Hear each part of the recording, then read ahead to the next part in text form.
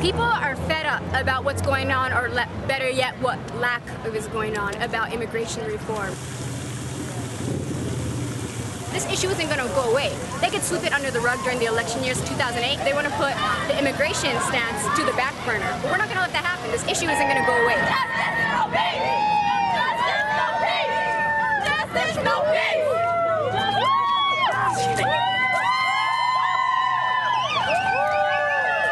They have jail cells that can hold families, kids, children, and elders. How sick is that? That reminds me of the Holocaust.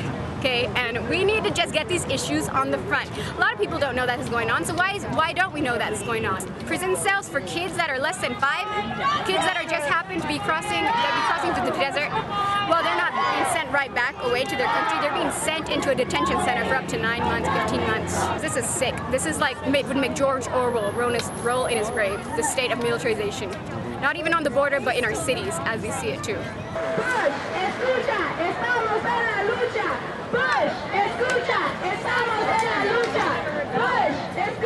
A lot of kids are being harassed. It's a state of racial profiling. I myself am nothing of Mexican descendants. I'm Native American, African American. If they see me driving the car, they're going to ask for my citizenship. We need to stop everything about what's going on, because none of that is right. None of this is going to change unless it's from the grassroots.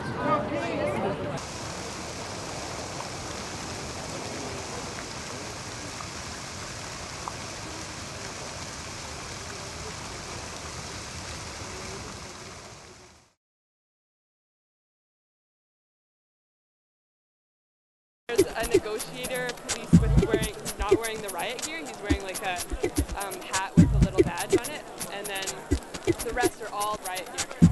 And the cops on the side don't have riot gear on anymore, or don't have their face masks on anymore.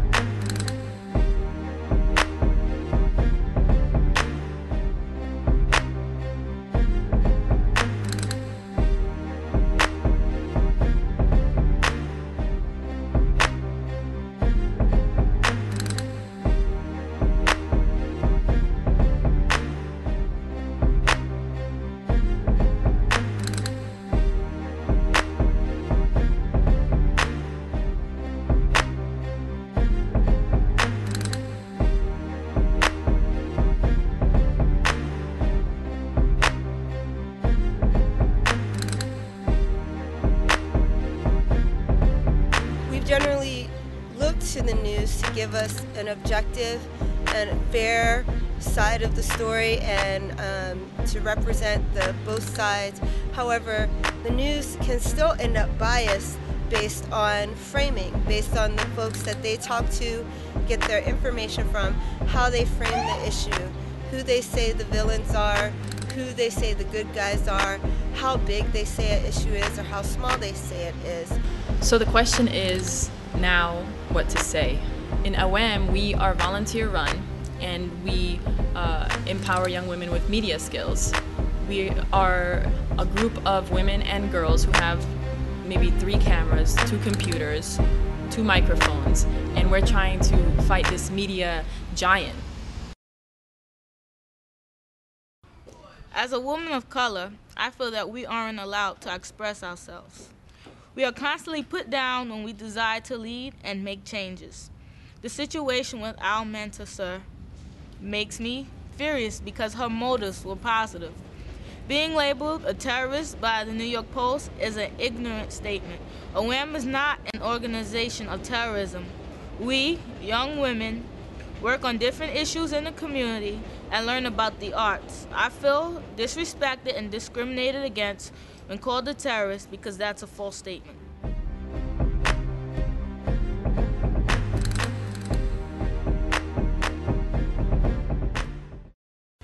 The Post, Fox News are wrong. We are not terrorists. We are hardworking teenage girls. Here at WAM, we study DJing, radio, and video production. We have accomplished and learned so much. Through our work with WAM, we are building our media skills. Fox News, The Post, Pipes, and Pamela Hall are manipulating the media, portraying us as terrorists. We are young women of color, U.S. citizens with the same rights and freedom as every other American. The New York Post, Fox News, Pipes, and Pamela Hall are promoting racist hatred towards a group of teenage girls. Not only is it wrong, it is dangerous. America needs to be pulling together, not apart. Debbie Montester should not have resigned from her job as a principal at the Khalid Gibran School. This is all the media's fault because if it wasn't for them, Debbie would still be the principal of the Khalid Gibran School. This is unfair for Debbie because she should not have to go through this kind of harassment from the press because she's a Muslim woman. I really have sympathy for the children in the Khalid Gibran School because they are going to miss out on a wonderful principal. However, I don't know why the media is accusing a bunch of teenage girls of being terrorists. I never knew being a Muslim woman was to be a crime. Well, at least that's what it seems like.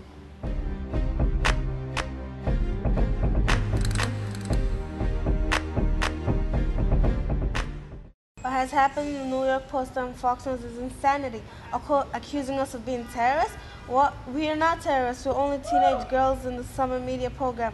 The phones haven't stopped ringing.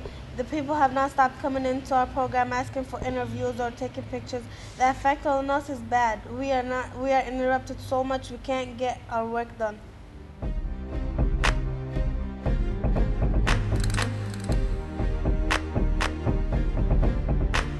I feel that people in America should be able to have institutions that are beneficial to them and to people in their communities. I also believe that people like Debbie Almontasser should be awarded for their efforts to teach others about different cultures while making those of that culture comfortable in a foreign place. That is why I believe the Khalil Gibran Academy would be beneficial to both those children who attend and the surrounding community. The fact that this idea has been affected by continuous media harassment makes me believe that civil liberties are in jeopardy.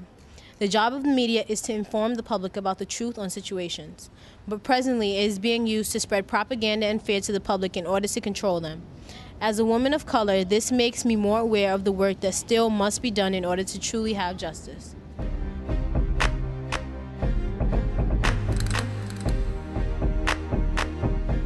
It is shocking how the media harasses women who are Arab, Muslim, or women of color because of our beliefs or ethnicity. We are being portrayed as terrorists. We are not terrorists. It is not right that NY Post, Fox News are telling lies about us and Mrs. Almontasser.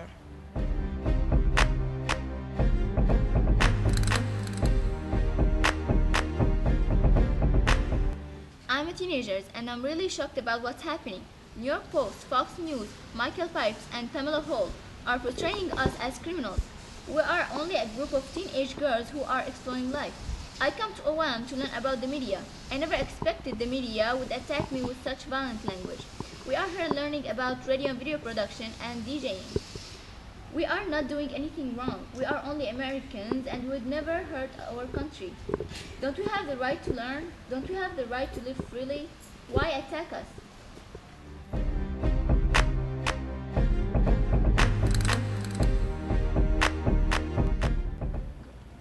It's a horrible thing that Ms. Al-Muntasir has been forced to step down from her position as the principal of the Khalil Gibran School. The New York conservative press has been constantly accusing her for things that are not true and that make her look bad. I really don't see how we could legitimately be called terrorists. Yes, the t-shirts have the word intifada written on them, so what it all comes down to is who gets to define intifada. We define it as empowerment, to brush off a forced silence we experience as women of color. For us, it is a way to encourage and motivate. It has nothing to do with violence. We have nothing to do with violence. The media is taking an Arabic word and using it to create confusion and distrust targeted at Arab and Muslim people. We are young women studying the media. This experience has taught us a very clear lesson about how irresponsible journalists use the media to create and perpetuate confusion.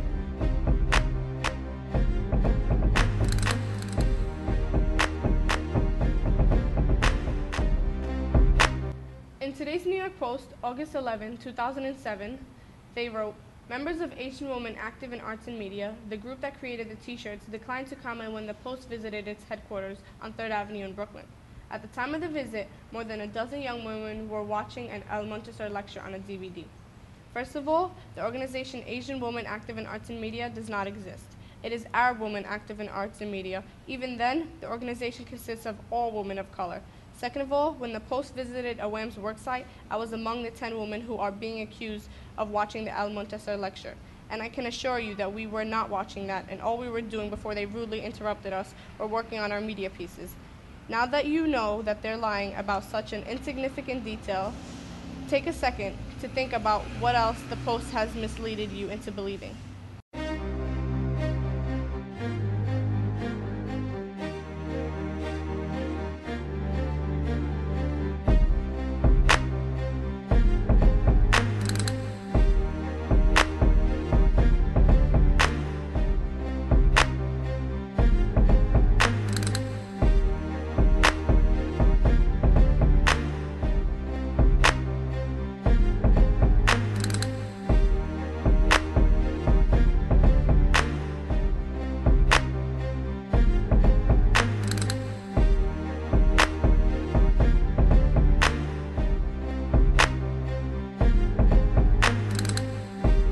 Victim to the biggest terrorist attack in world history, challenges the separation of church and state and using tax dollars to fund an all-Muslim school, an Arabic school in New York, blurring the line between separation of church and state.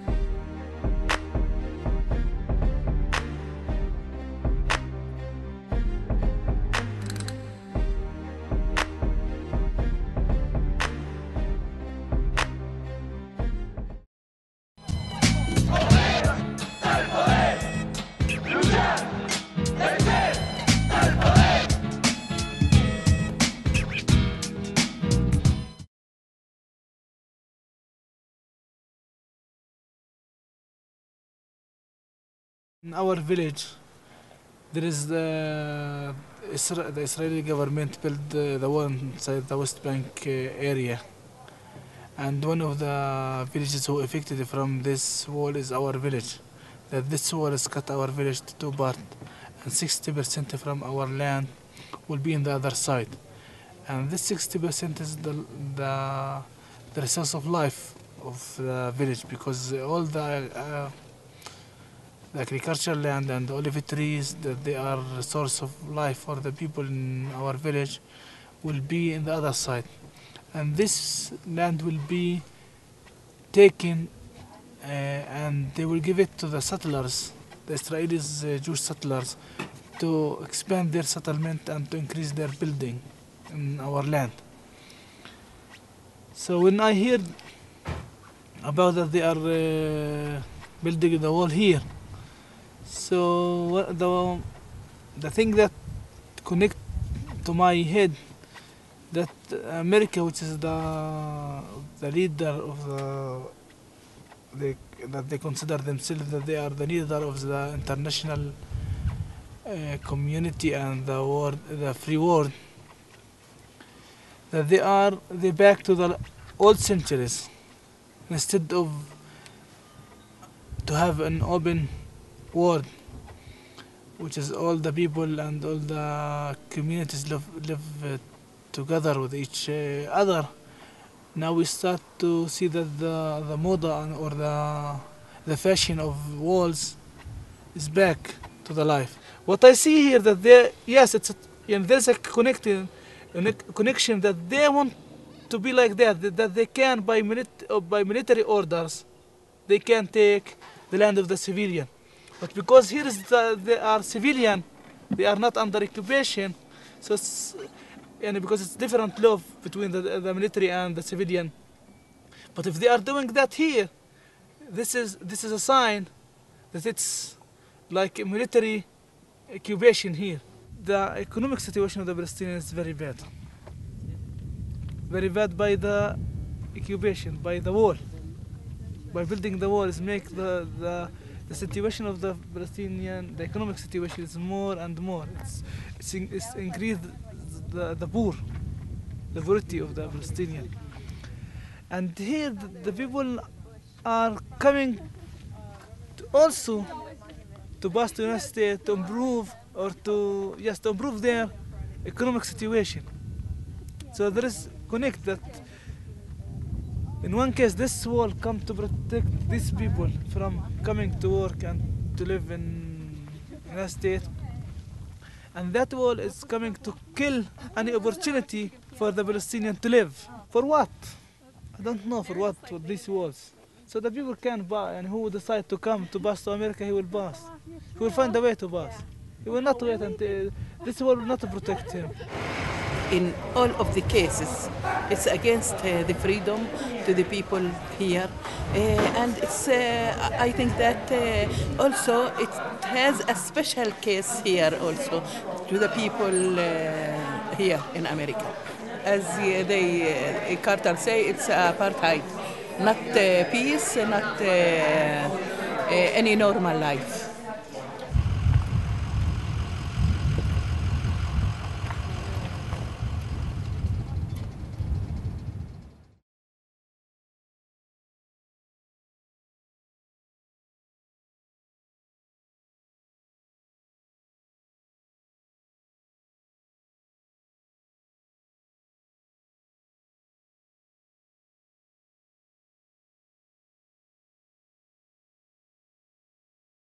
I wanna pledge allegiance to the country where I live. I don't wanna be ashamed to be American. But opportunity, no, it don't exist. It's the opiate of the populace. We need some harder shit now. The truth's getting round. Each public school is a halfway house. We're hard to master, so we're up and up and up.